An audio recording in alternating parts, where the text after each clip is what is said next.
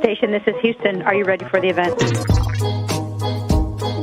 Houston Station, we are ready for the event.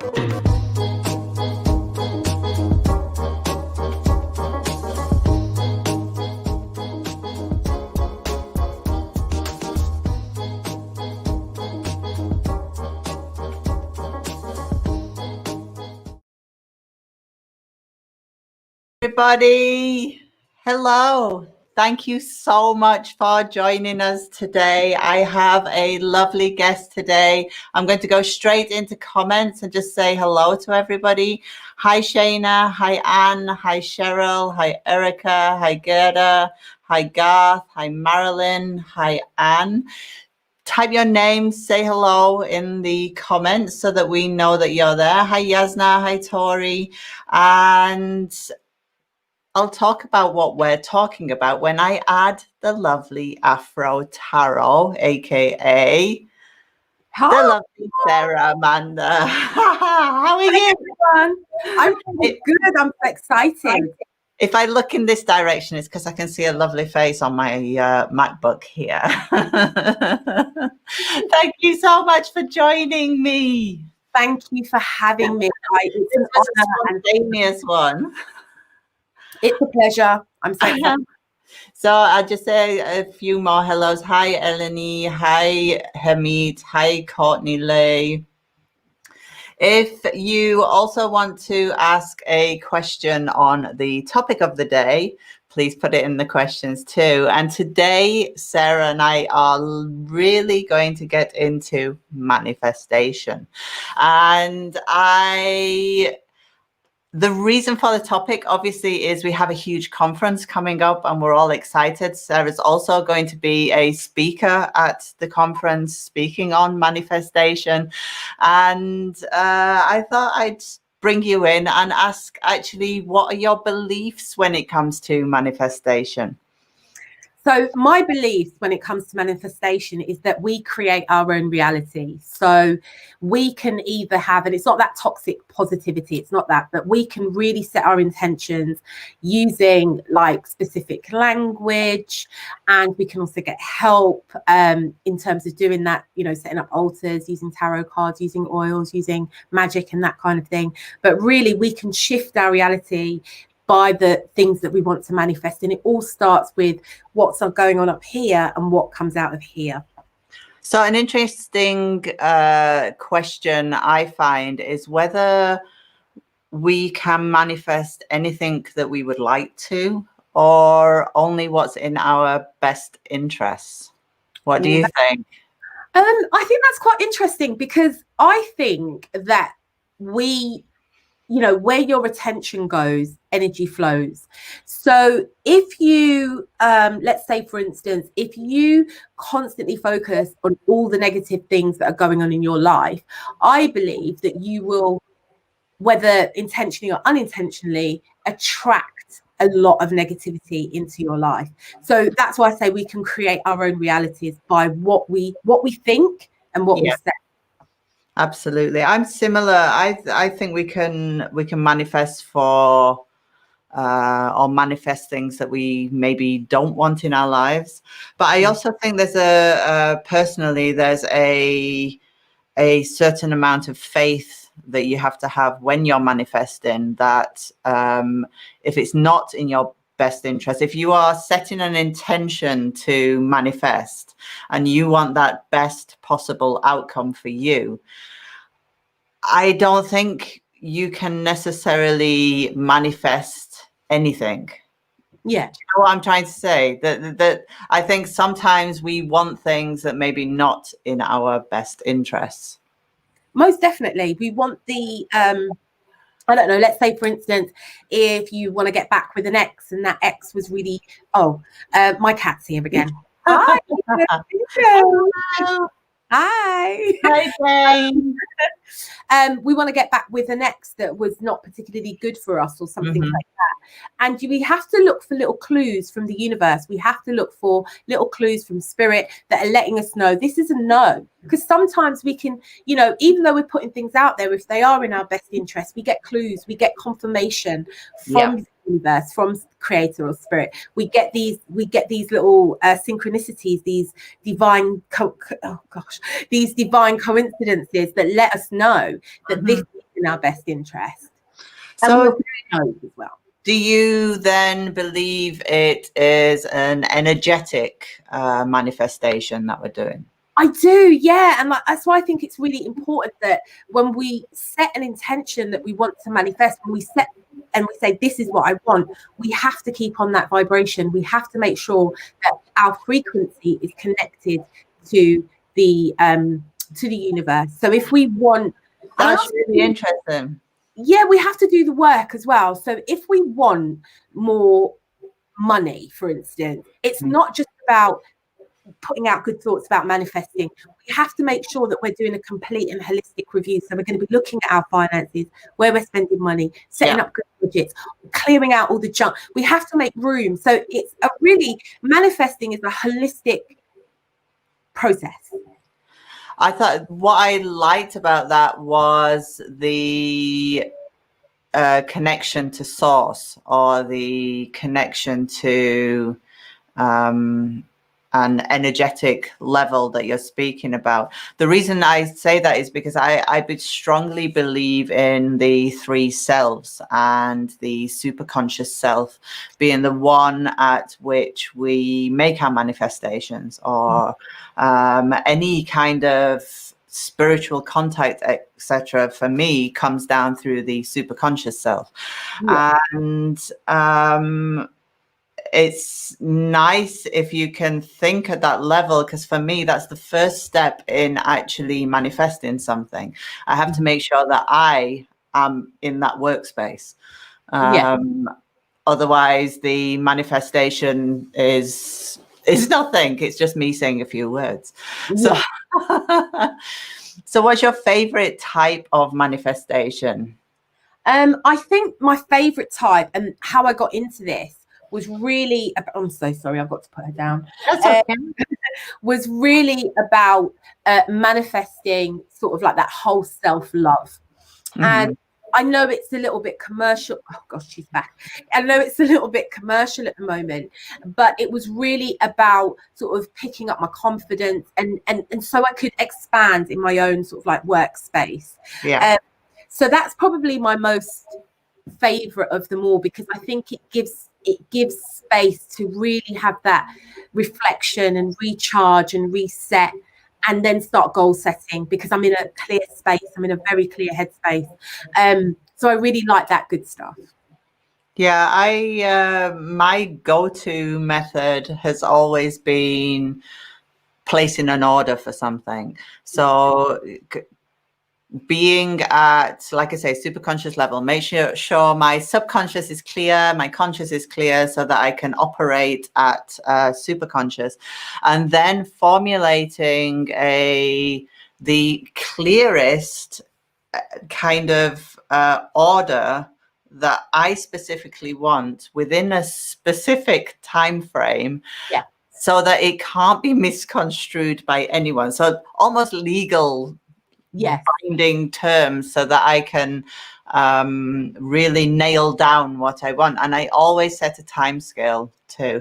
I mean, everything I have, or that I'm proud of, I actually have manifested at some stage. So the kids, for example, manifest a couple of kids. And the house move as well. That was a manifestation that I did in August last year, and I thought, oh my God, what have I done? It got to this time within the 2-year time frame, and I thought, oh my God, do I really want to move?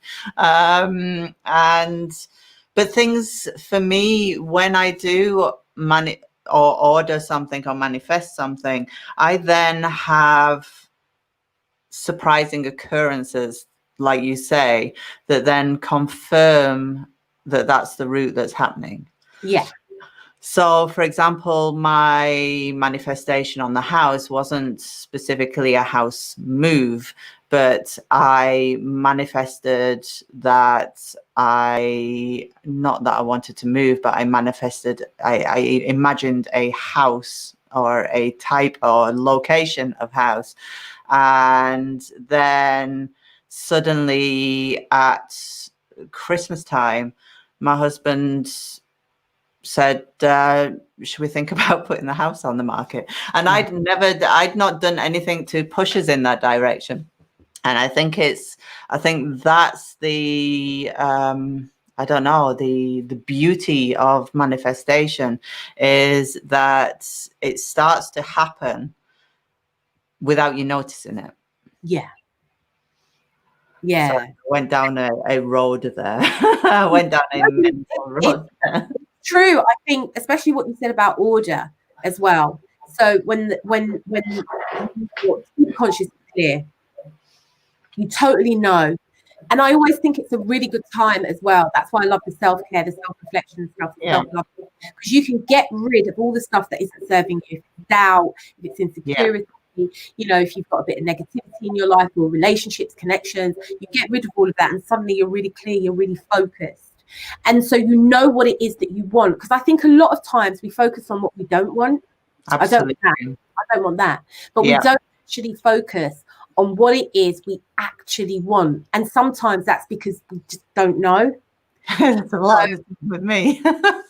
You know, we don't quite know. So sometimes I might do a little reading, a personal reading to see what my blockages are. I might focus on that. And then I'll be like, right, so what do I want? And I might want to, I don't know, let's say I might want to expand my creativity. Mm-hmm. And so I put that out there that I really want to start feeling really creative. I want to start writing some stories, some poetry, some scripts. And I put that out there. And then what I might find myself doing is reading more books, watching more films, listening to more music, getting more inspired. And then before I know it, I'm actually writing again. But I have to make sure that I follow a certain practice. Like I am doing things to feed that part of myself. Yeah. So when I suggest whatever kind of manifestation it is, I always say, well, you've still got to do the work. You don't just say, right, I want that. And then you just sit on your laurels and you just wait for it to happen. I think it's also, you can't push it. No. So there's a fine line between wanting something so badly that you act to make that thing manifest, and having faith in the universe but putting the elbow grease in. Yeah. It is a definite fine line. So what I try and do is make preparation. You know, I'm going to prepare myself. I'm going to make sure that, you know, if I want more money, I'm going to make sure that I am managing the money that I do have. So when that next lot of money comes in, I'm managing that even better. So then universe sees that, oh, she's manifested, she's managing money really well. So then money keeps on coming in. Yeah. That's a great way of explaining it.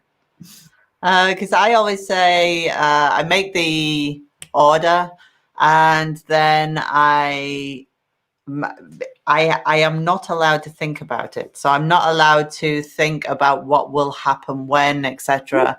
I have to have the faith that I've placed that order and it's going to work, but keep doing the daily tasks that will actually get me there. So like you say, the preparation of me in getting to that position. Sure. I like that. I think that's really, it's like making, like, you know we've got dinner cooking in the oven, but we're going to set the table. Exactly. We can eat. That's exactly it. So we had a few questions in the WDA members group on, well, money was one of them. And do you have any manifestation tips on money? I do. So I have to take my cat off my lap because she's come back. She's not That's okay. And there she goes. Animals are welcome. Animals are most welcome. So I'm just going to pop down into my little box of tricks. Now, when it comes to manifesting money, I actually think it's one of the easiest manifestations to do. And how I manifest it now, I just want to say you don't have to go out and spend money for any of these things that I'm going to show you, but they do help as visual representations. Yeah. So what I do is I have lots of little trinkets. A prosperity tree. I have 2 prosperity trees. Oh, I didn't bring my stuff down. You should have. So I have prosperity trees. And what I do have a video though, if people want to go and have a look at it. It's on my YouTube. You can put the link in the comments afterwards. Okay, I will definitely do that. And you can actually see how this is better. So good things to have around are prosperity trees. I also have like a lucky frog with a coin. Yeah, they do. Do you have one as well? Yeah. So this is actual real shredded money from the Federal Reserve. So I like to use this. I don't advocate using coins or anything because we want money. We want paper money. So I use this and a little green candle because green is about fertility and things like that. So I set this all up on an altar and I use tarot to do it as well. But I use a particular deck. I use this deck, the starter deck. Okay. And the reason why I use this deck is because on it, I hope you can see that. Am I putting it? Okay. Yeah. So at the top, I'm not a fan of keywords. I never have been. But at the top of this deck, it has like loads of keywords. So I use the keywords to write my affirmations. Yeah. And I generally use most of the pentacles, or like the world or whatever. And I pick out all the words that respond to abundance, prosperity, success, and I write present tense affirmations. And I put the cards on the altar and I put all my little bits and pieces. And every day by the altar, I read those affirmations. And the affirmations you write yourself are usually more powerful than the ones you get off the internet, or because they're more personal. And more authentic, and they have your own vibration. And then I basically just say these affirmations, but at the same time I do the preparations. I go over my budget and look for where I'm being a little bit spendy with my Amazon Prime. Or I look where I'm wasting money. Can I change a few bits and pieces? And I usually do that for about 30 days.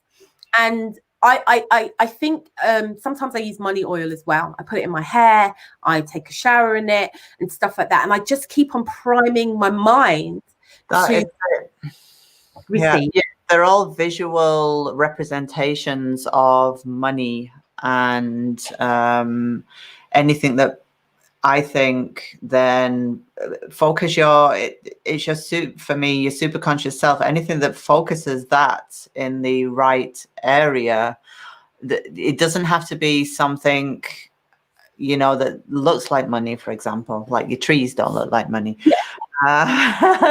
So it doesn't have to be specific to that. I was taught a long time ago that I can't remember where, why, what, but if I wanted to see money coming back into the house, I had to have put money under the doormat and with a red string, and then every time I walk over the mat, think of money coming into the house. That's really good. And I think it's just that the Pedro's saying hello. Hi, Pedro. I love you. And Maria, of course, but we don't. And Maria. Pedro's my friend, though. When I first met him, he told me to go away. So we have a great point by Garth. Garth says, what about the socio-economic situation outside and how that influences a manifestation? And for me personally, I believe that you should only try and manifest what's within your capabilities. So I wouldn't try and suddenly manifest a million euros, although I should really. But I wouldn't, because I only set orders or intentions for anything that is within my capability at that moment in time, probably a little bit out of my capability to make sure it's pushed further. But I think you have to personally manifest things that are possible. Yes. I think there is a trend where people say, you know, think big and think outside the box. And I think that sounds great because it's very motivational. Whether if you are in a position where you have, you know, let's say, for instance, you live in a room and you want your own home, like that order then would be to maybe come out of that room and get your own flat, and then out from your own flat you get your own house, so you can actually begin to see and come out of your comfort zone. Because if you went from a room to a mansion, you'd probably lose that mansion really quickly. Do you know what I mean? Because I agree completely. You don't have the skills, and I think there's a lot of hocus pocus around how we do all of these things, but really we're using our minds. It's really our minds that we're really activating. And so I think if it, like the pandemic that we're in, so maybe one of the manifestations is looking at how you can maybe use your entrepreneur skills to create something that will be needed in the pandemic. You work with it. I also do that. I choose a time scale to suit as well. So if I like this house, I wasn't suddenly going to say 6 months, you know, we're off. I set a 2-year time scale. So the bigger it is, the longer time scale I set, because I think it has to, like I say, it has to make sense to me personally. Me too. I think it's important that it makes sense. And I also think that we're not sort of just running off and, you know, I see it quite a lot. Oh, you know, I manifested £10,000. £10,000 just doesn't fall out of the sky. Share this post. You know, share the post and do some multi-level marketing. We're not doing that. We're not suggesting this. I think when I work with people around manifestations, I want people to be better selves. I want them to learn from the whole manifestation process, the whole intention setting process, so that they get new skills. Yeah, absolutely. There's so many questions in the group. We obviously had the usual how to attract a partner. And for me personally, it depends whether you know who that person is or whether you don't know them at all. And then you have to go from that standpoint as to what you do to attract a partner. Do you do anything like that for clients or anything? I've had a lot of people say, you know, I want to get my ex back, and then you find out that this ex has been away for 10 years and things like that. So I often find that quite strange, and we can all get hung up on people, and I understand that. But, you know, if you want to attract someone into your life, then you have to make sure that you don't have any baggage connected to your old life or old people.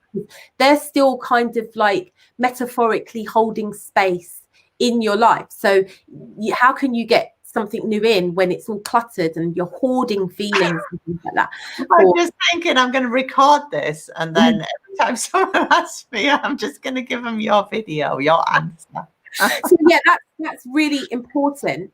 And then, like, say if it's like a crush that you know, I always think it's strange. I've done love readings before, and they'll be like, no, this person doesn't even know who I am. And I'm like, well, how? I don't understand. Like, you have to understand. I don't.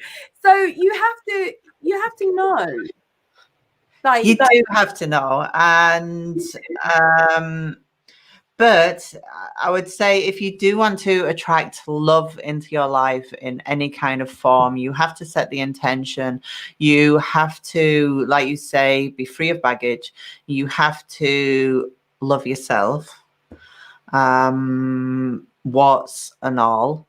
And you have to be in a position or be working towards a position, your preparation thing, like you said, that allows for acceptance of that love when it comes in. And if you have to be open as well to somebody completely left wing coming in, if you know what I mean, not just, Bert around the corner, somebody completely left wing coming in, and be accepting and open for that. And I don't think that's easy, actually, to like you say, if you've got any kind of baggage anyway. But then even without baggage, it's sometimes not easy to see something when it doesn't fit your perfect idea of what love coming in would look like. Yeah. I think as also, I like that it might not fit your frame. And that's why one of the greatest things that I was ever told was become the person that you want to come into your life, because like attracts like. Yeah. So, apart from the things that I think, like, they're not rule breakers. I'm quite tall.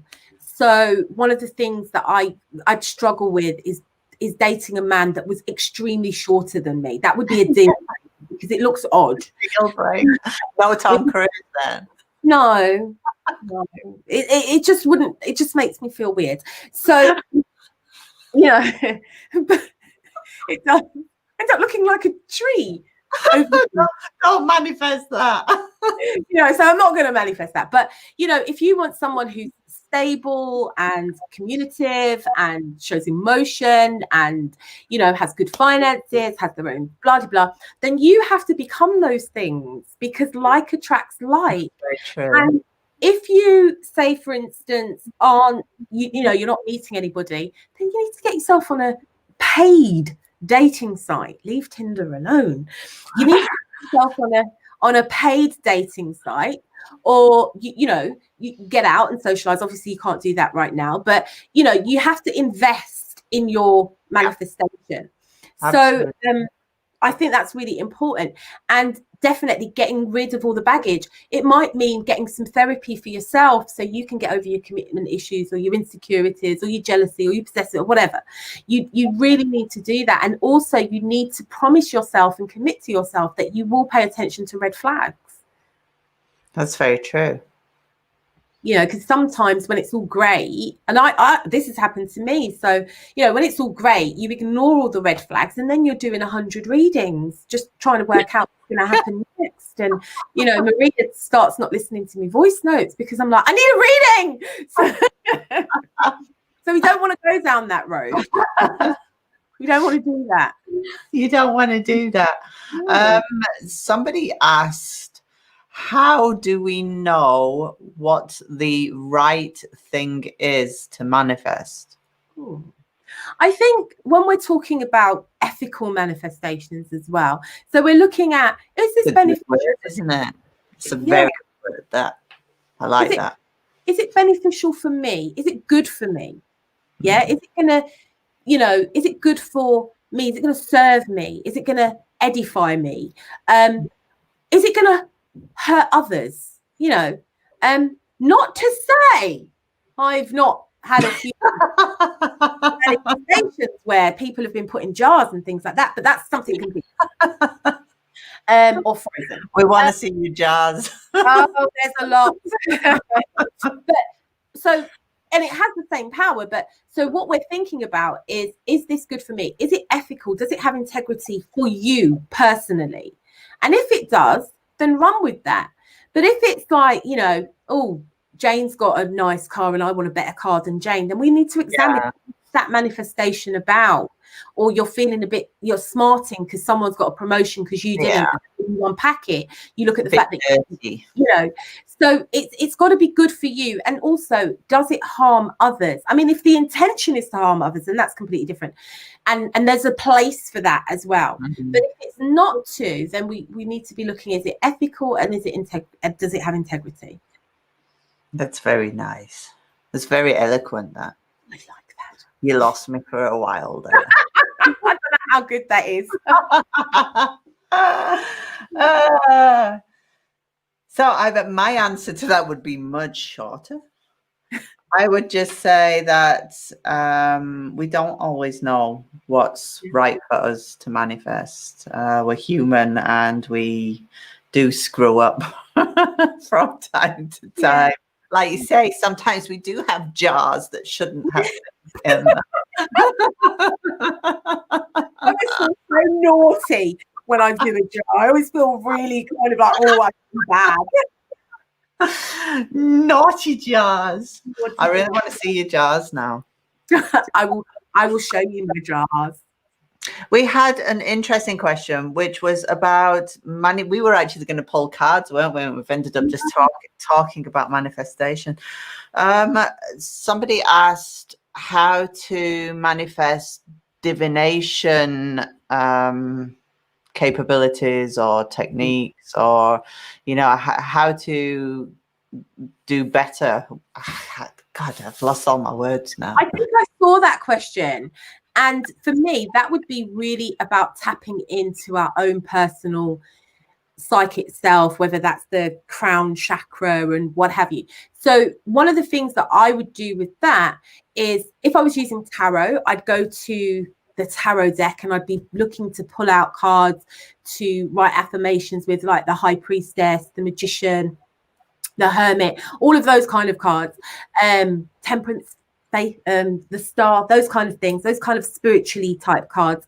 And I would be writing affirmations around that. I'd also be looking at, there's a really good book called, I can't remember what it is now, but it's all about exploring your psychic abilities, and there are exercises that it gives you to do. So it would be setting those that intention and then working with it. So improving my psychic gift. It might doing some meditation, that preparation. So suddenly you start understanding, developing your intuition. You start working with your intuition. There's also a book called Mind Magic, which talks about how to prepare your mind for magic. So it's about doing the reading. It's not about spookism either. It's not about that weird stuff that people do. It's not that. It's actually developing your own intuitive gifts. That anybody who knows me well will know I meditate. I meditate every day. And for me, meditation is also part of manifestation, because I create a safe place in which I can grow spiritually, grow astrally, grow superconsciously, and also then tap into these superconscious and guides, etc. Even if we don't want to talk about that, but then you are, again, like you said, I think the preparation was the key to this whole discussion. You are creating a little preparation, a little seeds, planting little seeds by going astrally or growing astrally, so that you can then, I think then the weirdest thing is with divination for me is that when that happens and you really want to go on your divination path, it does come to you. Yeah. I remember when we moved here to Germany, I lost my way a little bit spiritually, and the kids were young, and you know how it is with babies, and it was all too much. And I remember a friend ordered a pendulum, and I walked into her house and I saw it on the windowsill. And sorry, I nearly spit everywhere then. And I could see the energy coming off it. I could feel the energy coming off it. And I just said, where's that from? And it's a company called Bai Pendulums. This one in the UK as well now. And they create energetic, vibrational healing pendulums. And I fell in love with them. And it was that then that pushed me forward again. You know, I found love for another divination tool, a healing tool as well. Mm-hmm. And then suddenly I'm back into everything else. Yeah. So it's almost like these little parcels come along once you've set that you want to develop. You have these little gems that just turn up, and I mean, it could be outside or anything. It could be a stone on the road, could be anything, and suddenly you are back in that roller coaster that is your growth and divination. Yeah, I agree. I agree. Steffi, if you're still on, can you share the link to buy pendulums? Thank you. I need no more stuff. I mean, I just one. All right, you don't have to buy any. But if you do buy from the UK, use my affiliate link. Okay, I will do. No, I just found out that my pendulum, I can take the lid off of it. It's like a brass one, and I can take the lid off and put things in it. And I didn't know. Yeah. I didn't know that I could do that. I was like, wow. I should have brought mine down. I don't have any down here. They're monster things. Oh, I'm gonna show you mine. I'm going to move over here so everyone can still see me. And so this is mine. So this is lovely. And I just discovered that I can put stuff in it. You can put anything in that. I know. I was like, oh, I didn't know. I didn't know. They actually, some places send them to you with like by pendulums. You can get ones with like St. John's wort in, or you know, filled with different things. Oh, this is so beautiful. So fill it up. Excited. I'm going to fill it up with stuff. But yeah, I often find that I will, you know, and this, I've been really inconsistent. Like I have all these great ideas and I get really inconsistent. And some of my YouTube subscribers sort of like messaged me and was like, where's the next video? And I was like, so I do find that if I go through a little bump in the road, I tend not to want to do all my spiritual work. And I don't know why that is. I'm trying to get into the habit of being consistent. I think that's most people struggle with that. And honestly, I always say that we have swings and we have roundabouts. Sometimes you're going in circles, sometimes you're going backwards and forwards, and eventually you get where you're going anyway. I try to meditate every night before I go to sleep. And that's because it's the only time in the day that I know I will lay still. It's the only time I will take. And then if I fall asleep, that's okay. I don't mind that. But at least I've taken 5-10 minutes to meditate, even if I do fall asleep afterwards. That's brilliant. And then because sometimes, you know, life gets you in so much stuff going on all the time. I mean, how can you always operate at super conscious level with 2 kids running around and homeschooling? Life takes over sometimes. And I think that one of the things is to really be gentle on yourself. What I will say motto of today, actually, be kind to yourself. Be kind to yourself.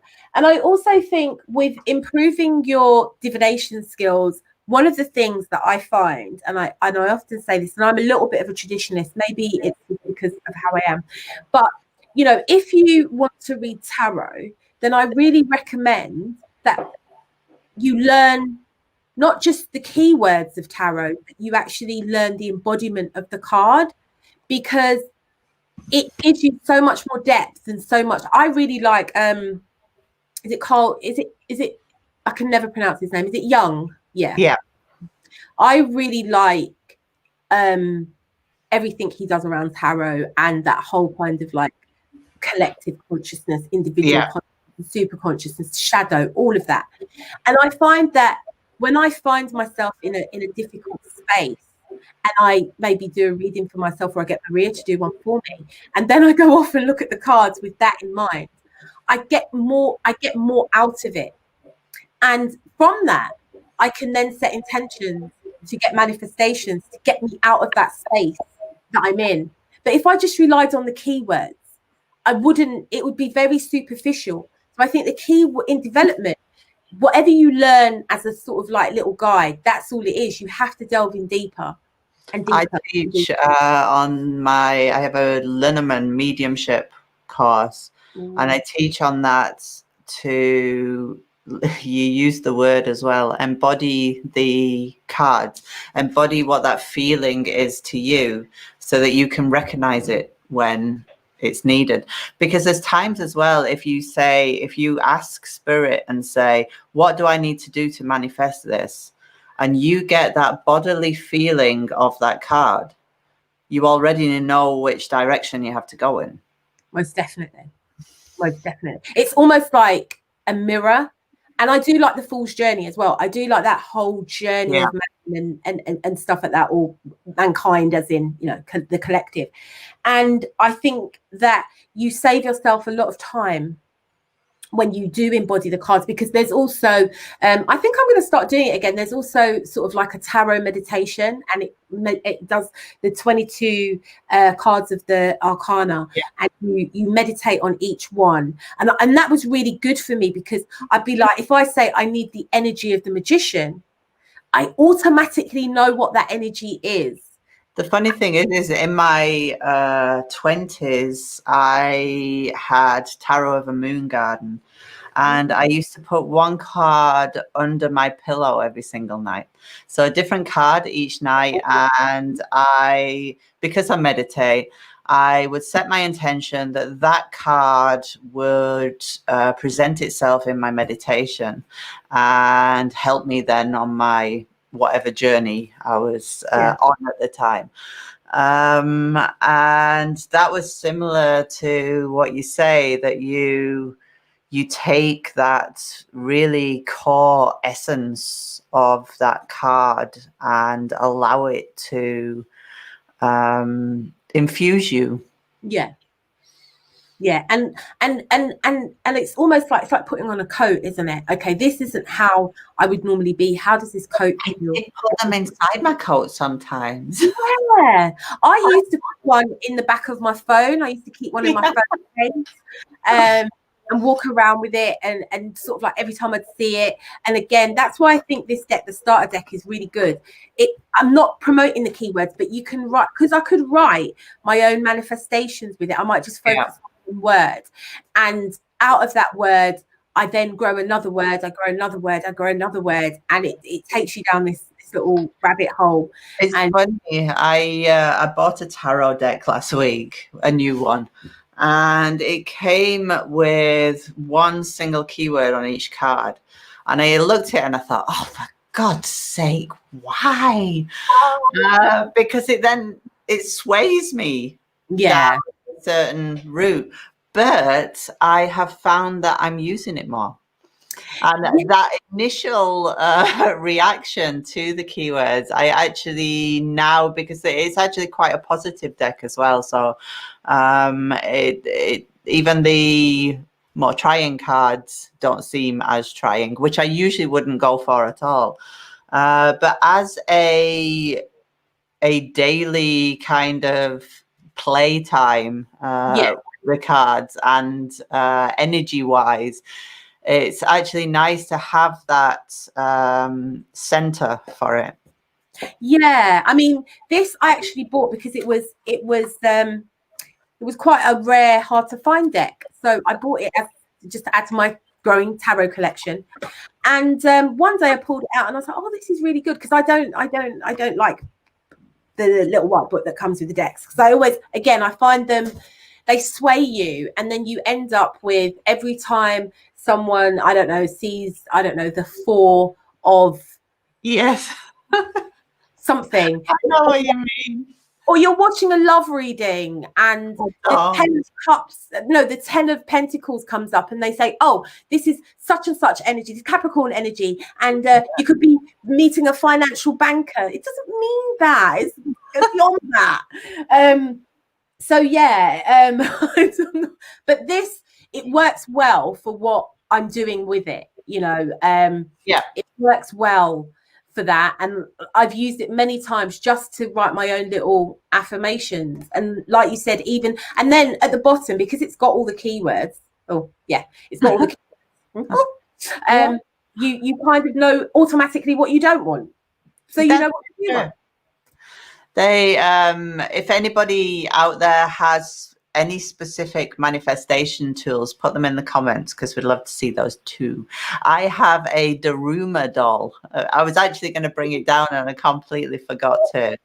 The Daruma doll is a Japanese doll, and they have different colors depending on what you want to manifest. Oh, wow. And you have to set your intention with your doll for the color that you choose, and you color one of its eyes in while you're setting your intention, and then you sit it and you look at it every day, and then when that manifestation is complete, you can color the other eye in.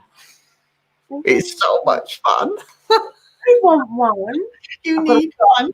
I need eBay, everybody. Daruma dolls. I'm going to look into that because I need. I've just ordered a chakra singing bowl. It's coloured. Nice. And I've ordered the root chakra one because I need more grounding. So I was going to do some sort of like work with that and getting myself more rooted and more grounded, because I was like, right, this is my intention. This is what I'm going to manifest, a lot more stability in my life. So there are lots of good tools out there that we can start to use. And with the meditation, I had a great course of hypnotherapy. Okay. I think it was last year, and one of the things that I was meant to do afterwards was to maintain meditation and pay attention to my breathing, because I have anxiety, and what we found was that I was breathing very short, very fast from my chest. And one of the things that meditation was meant to help me do was start to breathe from my stomach. Absolutely does. So I have been doing it on and off. I haven't been really great. I've been doing it on and off, but I'm about to go on a course which is going to teach me how to be a meditation teacher. And I was like, yes, I'm going to do that. So I can incorporate it not only into my own personal life, but also into my tarot as well. So when I'm giving tarot readings, I can encourage my clients to take away some of that as well. I think that really helps as well. And I think manifestation with a divination tool, when you're actually giving readings, I mean, a lot of people think that we sit and just do readings, but when you're actually in a face-to-face situation, maybe different when you're doing a written read, it's a read, but you're still dealing with people, and you're still dealing with people who have come to your table for a reason, and usually it's a reason that is challenging them. There's actually very few of my clients are for entertainment or just want to know. They usually come for a specific reason, and a manifestation or helping them see how to manifest, or even teaching them how to manifest. They go away from the table with a sense of confidence that they can do something about the situation. Definitely. I always think that when we come for readings, there must be some practical advice in, it's great saying this is the advice card. What can I do? What does that mean? How do I've had this reading? Okay, it's great. I want to manifest this new love. I want to manifest this new job. What do I do in the meantime? And I think being able to offer someone, not only does it is a good business practice, but it also enriches that experience, not just for them, but for you as well. So I find that when people come to me for readings, sometimes they're really distressed. And it's yes, it's a reading, but it's also that spiritual connection. And I think there must be something I can give them in that energy exchange. Exactly, the reason that they've come to you and not gone to another reader around the world. And I always try to think about what that could be. I had someone come to me, and it turned out that he needed healing, or not so much healing, but a connection somehow, so that he could then move forward in himself. Yeah. I just I remember when he sat down, I questioned why he'd come to me. And that was it for me anyway. I always think it's such an honor as well. I agree. Come to me. I used to get I think when I first started out, because you're a bit green when you start out, and I used to get the entertainment readings, and like people just testing it out and stuff like that. But then I found like, yeah, it's great and everything, but I wanted to offer more, and I wanted to understand more as well. So I kind of like invested a little bit more into my whole holistic spiritual kind of life. And that's what I found. Actually, there's a lot more to this. It's good for me because I'm going to develop personally, and it's good for the client because they're going to get a holistic experience with me. So, but that's a huge thing as well that we gain out of it as well. Yeah. Because I probably wouldn't have learned as many wonderful things if it wasn't to then offer it to somebody. Yeah. So I think we manifest or prepare for our manifestation also in our own preparation, like you say. So super practical question. Okay. How do you manifest weight loss? Well, I think when we're looking at manifesting weight loss, what you want to do is definitely have that goal in sight. So, maybe you want to lose 2 stone or a stone or whatever it is. Mm-hmm. And you want to look at why you want to lose that weight first. Okay? Because we're fat. I'm only kidding. Usually when we're looking at it and we're like, it's because I'm fat, I'm old, I'm unattractive. It's when we look at it, it's all really negative. Yeah.